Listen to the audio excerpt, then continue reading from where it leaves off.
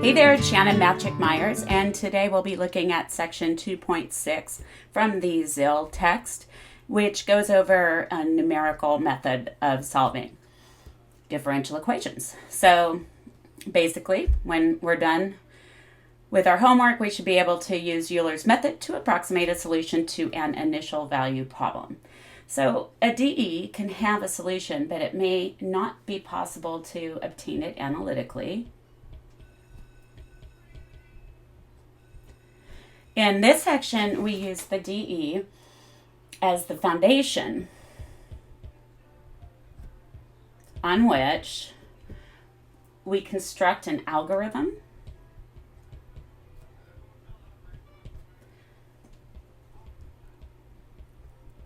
for approximating the unknown solution. Oops. So using the tangent line, if you assume that the first order initial value problem, which we've been writing, I know you remember, as y prime is equal to some function of x and y at x0 is equal to some y0. I went ahead and looked at just an autonomous equation, pretty easy to deal with, on that one GeoGebra site that we were looking at for slope fields in an earlier section. So this one is y prime equals y cubed plus 3. And we got a value, just in case you can't see that value, at that point A, it is 1, 0.46. So we want to assume, right, that this function of x and y, where y at x0 equals y0, does have a solution. So when x is close to 1, the points on the solution curve, and that's for this specific graph, not in general,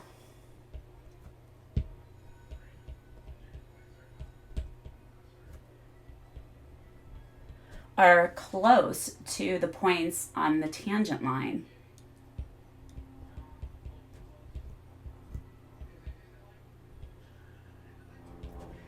Which can also be considered the lineal element, right? So if you just kind of try to construct a little tangent line here, and this is, very zoomed in, you would have something like this. Move that over.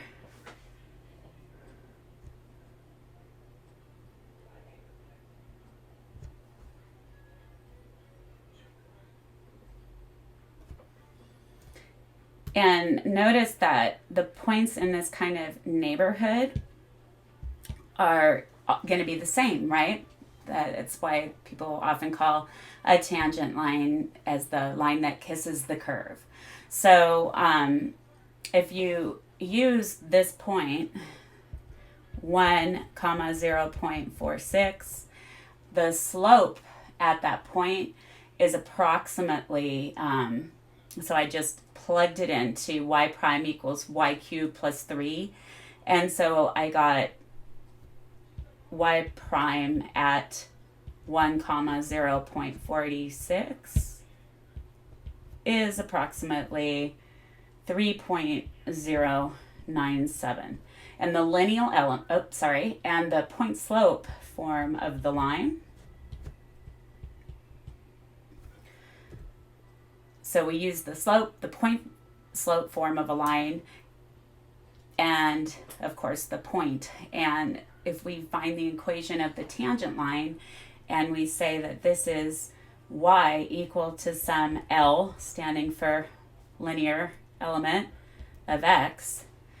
So let's just look at the point slope form. We would have y minus 0.46 is equal to our slope, which was 3.097, times x minus 1, because that was our x coordinate on the ordered pair. So we would end up getting y equals 3.097 times x minus 3.097, and then adding the 0.46 to isolate the y. But what was y? Y was said to be L at x, which is going to be 3.097x minus, that'll be 2.637, just combining the 3.097 and the positive 0.46. So this is called a linearization.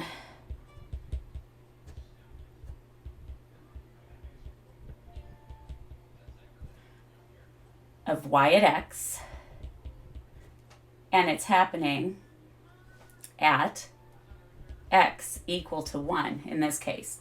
And it can be used to approximate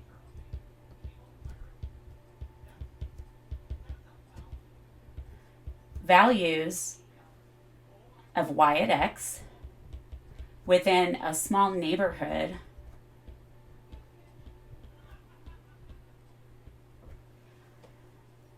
of x equal to 1. So if y1 is equal to L at x1 denotes the y-coordinate on the tangent line,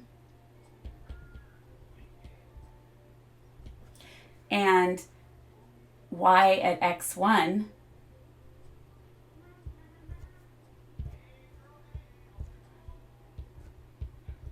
is the y-coordinate on the solution curve. So keep in mind that y at x1 is on the actual graph of the solution curve, where y1 equal to L at x1 is on the tangent line, where hopefully those values are very close. And so what we do, it's going to correspond to some x-coordinate x1 that is close to what we started with, which is close to x equal to 1. And so then what happens is you get y at x1 is approximately y at 1, or y1, y sub 1. So you're using that tangent line, which we can get to approximate this solution. So it's really pretty cool. So if we say that, x is equal to 1.1, then L at 1.1 is equal to 3.097 times 1.1 minus 2.637. And that is in turn giving us that L at 1.1 simplified would be 0.770, which is approximately y at 1.1, which we can call our y1. So it's pretty cool. So here, if you just kind of take a look, if this is 1, x is 1, and then if we just take a look over here, so this is at 1.5 would be like right here. So 1.1 is going to be real close right here. And if you take a look on the tangent line, it'll be about right here. And then that's super close to what the point would be on that solution curve, which is in blue.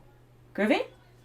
Okay, and so the line here is that L at x we were talking about.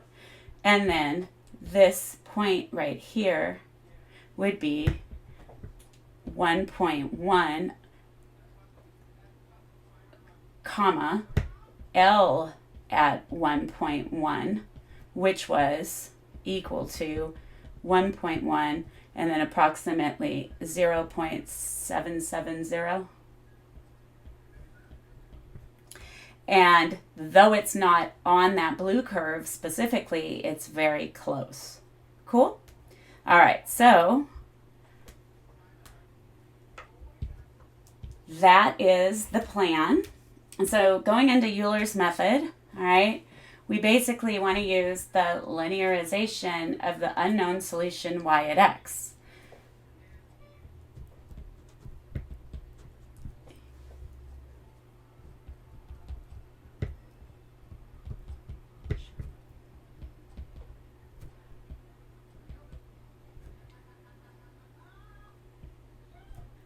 Unknown solution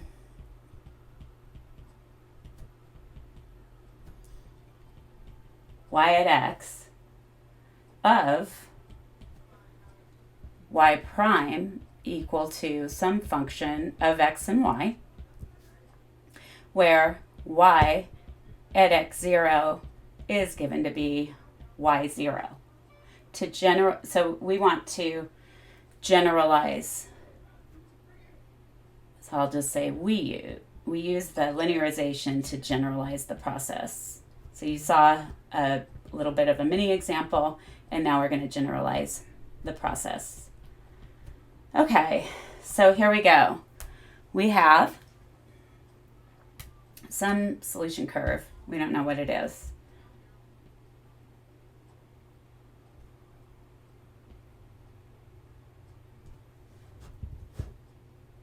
And then you've got, say, your x0, and then you'll have a value x1,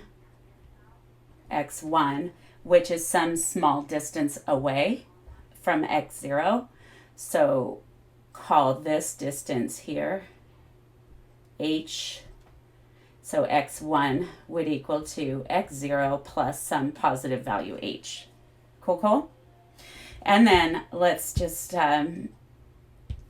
draw some random solution curve that ends up going through x0, but not necessarily through x1.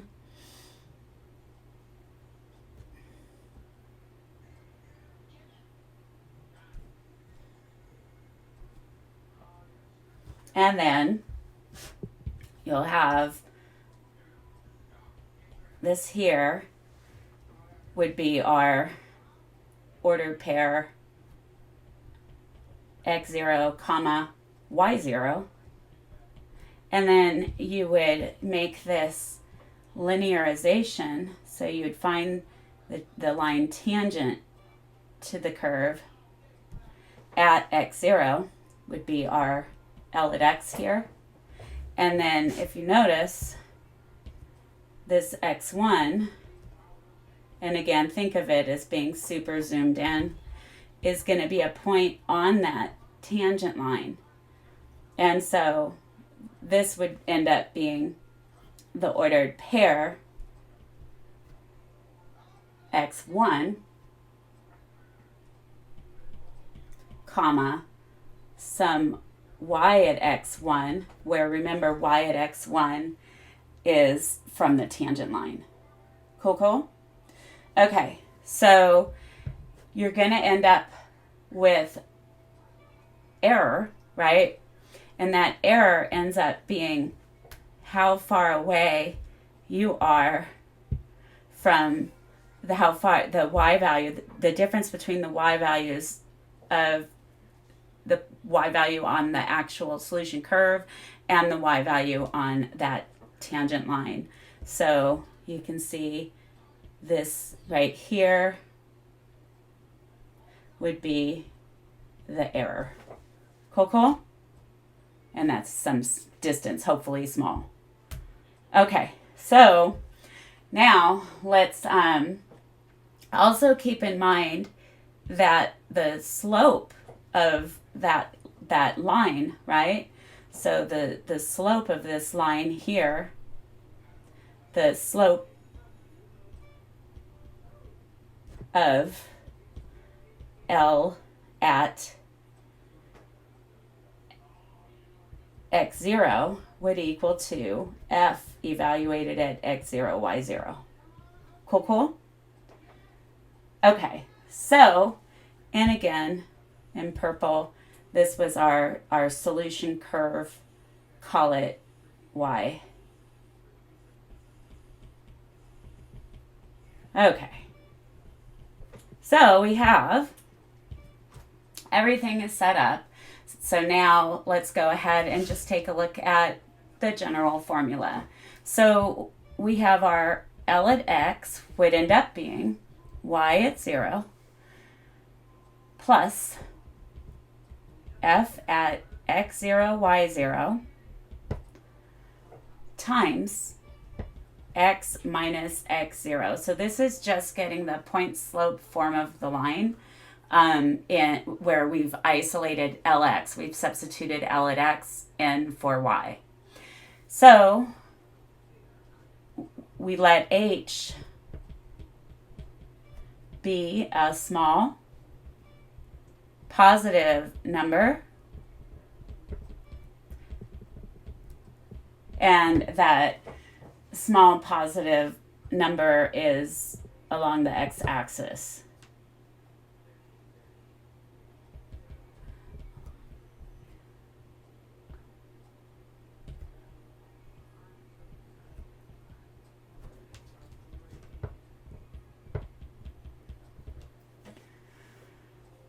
So x1 is just, as we said, going to be x0 plus h, right?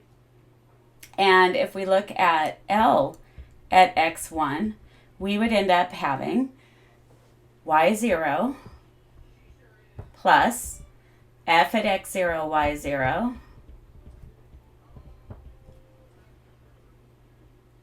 times x plus h, so that's what we're plugging in for x, minus x0. So that simplifies to be L at x1 equals y at 0 plus h, because x0s, I forgot the x0 there, the x0's 0 out. So you just get h as a multiplier to f at x0, comma, y0. So in general, all right, and this of course is approximately y1. So in general, our y sub n plus 1 will be y0 plus h times f at x sub n, y sub n, where x sub n is equal to x0 plus n times h stays constant, where n is equal to 1, 2, 3, ... So you want to come away with these. All right. Now, of course, we might want to see what the error is, right? So the relative error and percentage relative error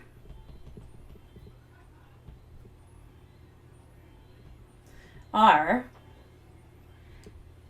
the absolute error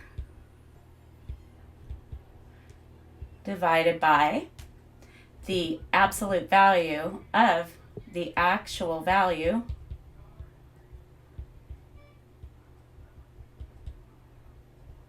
for the first one, and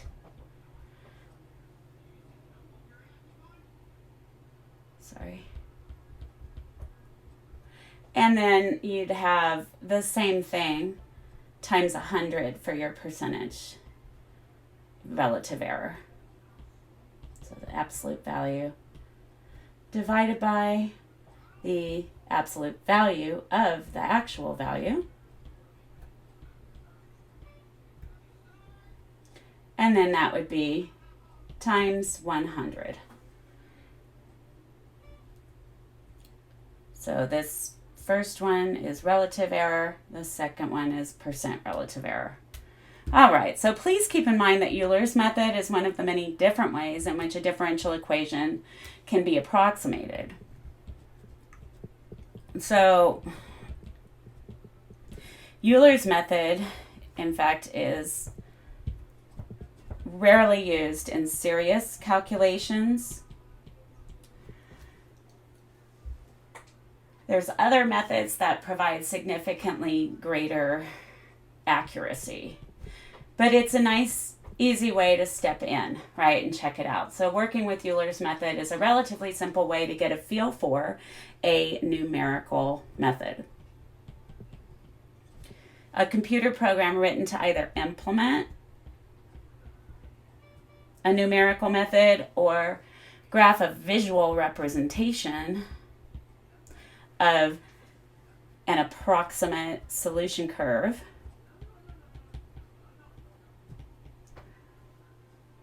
fitting the numerical data produced by this method is called a numerical solver. All right, so looking at an example, here we go. Use Euler's method to obtain a 4-decimal approximation of the indicated value. First use h equals 0.1 and then use h equals 0.05. Find an explicit solution for the initial value problem and then construct tables with the x and y values, the actual value, the absolute error, and the percent relative error. Okay, so we've solved this problem before. So before I show you the way I did it on the Excel file, let's just practice. This one is a separable linear equation. And if I write it as dy dx is equal to 2 times x times y, then dy over y equals 2x times dx. Integrating both sides, I'll end up with natural log absolute y is equal to x squared plus some constant c. And then I would get absolute y is equal to e to the x squared plus c. That's going to be positive, so I can just call this y. And then it would be e to the x squared times e to the c. We can just rename e to the c as c1, so y would equal to c1 e to the x squared. Now, applying the initial value, we know that y at 1 equals 1. So 1 equals c1 e to the 1 squared. So 1 equals c1 times e. So 1 over e is equal to c1. So rewriting y, we would have y equals 1 over e times e to the x squared, which is equivalent to combining the e's, because that first term is e to the negative 1. We'd have e to the x squared minus 1. So that is the solution, general solution, or the specific solution using that initial value. So using this information, we'll go ahead and